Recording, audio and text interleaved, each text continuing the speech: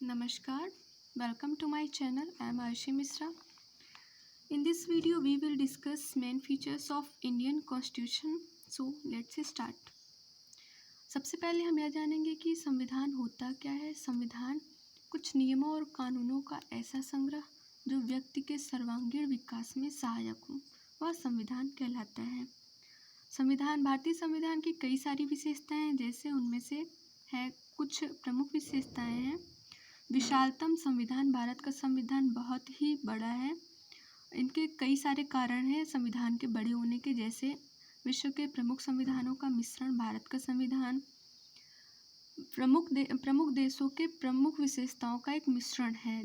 जिस संविधान में जो प्रमुख विशेषताएं हैं उनको लेकर भारत के संविधान में जोड़ लिया गया है। और इसके बड़े होने का एक और रीज़न है भौगोलिक विशालता। भारत भौगोलिक दृष्टि से बहुत ही बड़ा प्रदेश है। जैसे यहाँ पर अनेक भाषा, जाति, धर्म के लोग रहते हैं, इसलिए सबकी विकास को ध्यान में रखते हुए कैसे संविधान की आवश्यकता थी जो सबका विकास कर सके। और इसके संविधान के बड़े होने का एक और रीज़न है राज्य के नीति निर्देशक तत्व। संविधान में नीति निर्देशक तत्वों का बहुत ही अच्छे से वर्णन किया गया है, जो कि बहुत ही आवश्यक है, जिससे कि संविधान काफ़ी बड़ा हो गया है। और इसकी अगली विशेषता है संसदीय ढंग की सरकार।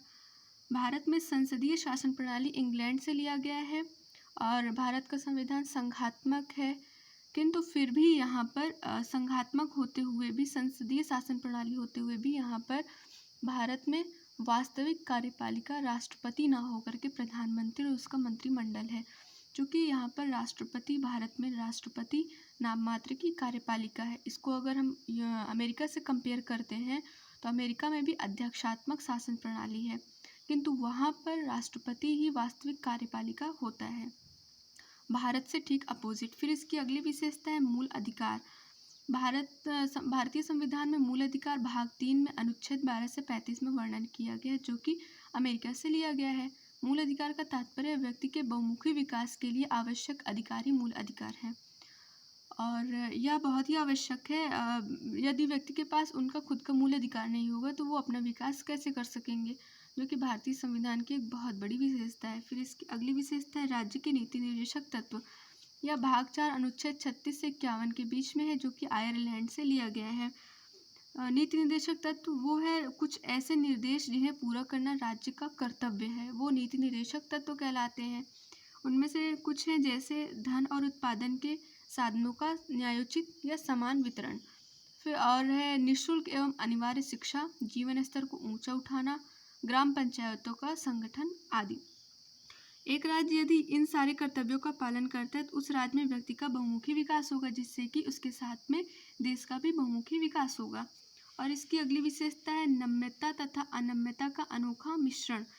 भारतीय संविधान लिखित होते हुए भी परिवर्तनशील है, जैसा कि अमेरिका का संविधान भी लिखित है, किंतु वह परिवर्तनशील नहीं है, उसमें बहुत कम संभावना होती है परिवर्तन होने की।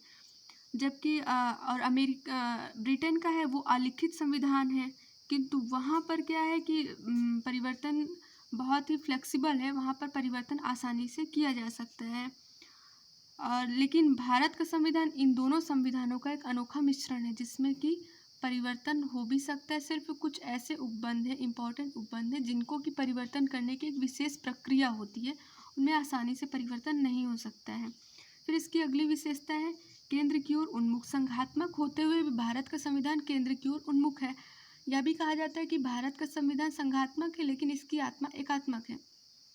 इसका सबसे अच्छा एग्जाम्पल करंट की सिचुएशन से लिया जा सकता है। जब कोरोना का केस स्टार्ट हुआ था तो लॉकडाउन की जो सिचुएशन आई थी, उस टाइम केंद्र ने ही निर्णय लिया था लॉकडाउन के लिए। फिर उसके बाद से केंद्र की बात को सभी राज्यों को मानना पड़ा। फिर उसके बाद राज्य जो चाहे अपना निर्णय ले सकते हैं, लेकिन उस समय केंद्र की ही बात को सर्वोपरि रखा गया, इसलिए यह कहना उचित है कि इसकी आत्मा एकात्मक है। फिर उसके बाद भले ही केंद्र ने सब राज्यों को छूट दे दी कि आप अपने यथास्थिति के अनुसार लॉकडाउन में ढील भी दे सकते हैं और उसको लॉकडाउन स्ट्रिक्ट भी बना सकते हैं, वो आप पर डिपेंड करता है, लेकिन शुरुआत में केंद्र ने ही उनमें जो निर्णय लिया था वो सबको मानना पड़ा था। फिर इसकी अगली विशेषता है वयस्क मताधिकार। कोई भी भारतीय नागरिक जो 18 वर्ष का हो या उससे अधिक की आयु का हो, मतदान देने का उसको अधिकार है। वह भी बिना किसी भेदभाव के, न भाषा, जाति, धर्म, किसी भी आधार के भेदभाव नहीं किया जाएगा। उसका सभी के मत की समान वैल्यू होगी। यह नहीं कहा जा सकता कि जो पढ़ा लिखा है उसके मत की ज़्यादा वैल्यू और जो थोड़ा कम पढ़ा लिखा है, जो अनपढ़, उसके मत की कम वैल्यू। ऐसा नहीं है, सबके मत का समान वैल्यू है, जो कि भारत के संविधान की बहुत बड़ी विशेषता है। फिर अगली विशेषता है स्वतंत्र न्यायपालिका। नागरिकों के अधिकारों का संरक्षण न्यायपालिका की स्वतंत्रता पर निर्भर करता है। न्यायपालिका के कई सारे कार्य हैं, जैसे केंद्र और राज्यों में विवादों का निपटारा। यदि कोई भी बात को लेकर केंद्र और राज्य में सहमति नहीं बन पा रही है, उनमें आपस में मतभेद है, मनमुटाव है, उनमें बात नहीं बन पा रही है, तो उसमें न्यायपालिका जो भी निर्णय लेगा वो सर्वोपरि होगा, वो केंद्र और राज्य दोनों को मानना पड़ेगा। फिर इसकी अगली विशेषता है नागरिकों के अधिकारों का संरक्षण। न्यायपालिका नागरिकों के अधिकारों का संरक्षण करता है। यदि नागरिक के किसी भी अधिकार का हनन होता है तो न्यायपालिका उसको संरक्षण देता है। और स्वतंत्र एवं निष्पक्ष न्याय, यह भारतीय संविधान में स्वतंत्र न्यायपालिका की बहुत बड़ी विशेषता है कि स्वतंत्र एवं निष्पक्ष न्याय। यदि न्यायपालिका किसी के भी दबाव में आकर के निर्णय लेगी तो वह कभी भी स्वतंत्र नहीं रहेगी और न्याय भी निष्पक्ष नहीं हो सकेगा। जबकि भारत में न्यायपालिका एकदम स्वतंत्र है, वो निष्पक्ष होकर, बिल्कुल स्वतंत्र होकर अपना निर्णय सुना सकती है। फिर अगली विशेषता है एकल नागरिकता। नागरिकों को भारत के प्रति निष्ठावान बनाने के उद्देश्य से भारत में एकल नागरिकता की व्यवस्था की गई है।